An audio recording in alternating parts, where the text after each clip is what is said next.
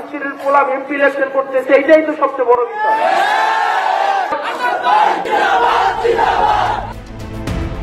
আমি রাজমিস্ত্রির ছেলে হয়ে এমপি ইলেকশন করছি, এটাই আমার জন্য বড় বিষয়।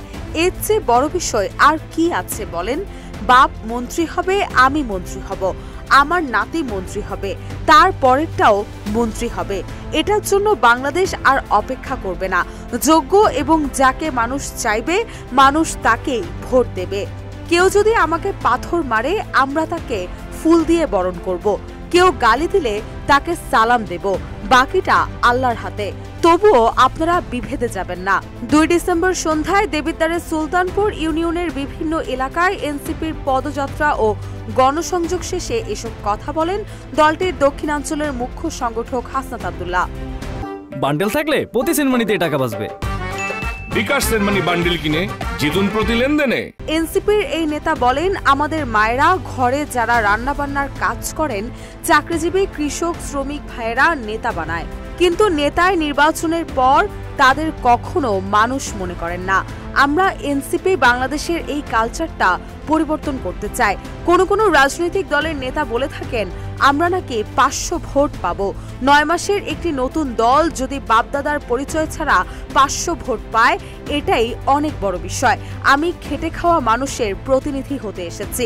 আমার বড় বংশ নেই, টাকা পয়সা নেই, বিদেশে পড়াশোনা করিনি।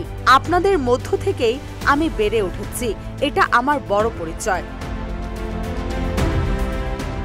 হাসনাত আরো বলেন, আপনার রাজনৈতিক মতাদর্শের কারণে একে অপরকে কষ্ট দেবেন না। আপনি যে রাজনৈতিক দলেরই হন না কেন, যেন আমাদের মধ্যে এক টেবিলে বসে খাওয়ার মতো পরিবেশ থাকে, একজন যেন আরেকজনের ঘরে যাওয়ার মতো পরিবেশ থাকে, একজনের দাওয়াতে যেন আরেকজন অংশ নিতে পারেন।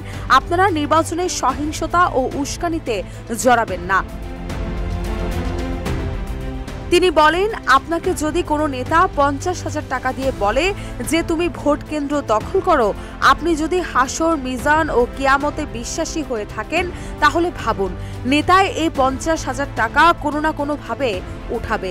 এমনকি আমিও যদি 50,000 টাকা দিয়ে বলি এই কেন্দ্র দখল করো, অমুকের গাড়ি ভাঙো, তাহলে মনে করতে হবে আমিও নির্বাচনের পরে এই 50,000 টাকা কোনো না কোনোভাবে উঠাবো। ভোটারদের উদ্দেশ্যে হাসনাত বলেন, আপনারা ভোট দিতে সবাই একসঙ্গে যাবেন এবং একসঙ্গে বাড়ি আসবেন। সামাজিকভাবে সবাই একসঙ্গে থাকবেন।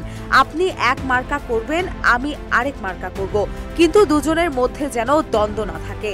আপনি যে নেতার জন্য মারামারি করবেন, দেখবেন নির্বাচনের পর আপনার সঙ্গে ওই নেতার দেখাই হবে না। নির্বাচনের আগে সকল প্রার্থী ভালো ভালো কথা বলবে। আপনারা যাকে যোগ্য মনে করবেন তাকেই ভোট দিবেন। নিজেদের মধ্যে সহিংসতায় জড়াবেন না, পরিবারের মধ্যে সহিংসতায় জড়াবেন না। রুশা সুর, নিউজ ডেস্ক, ইত্তেফাক।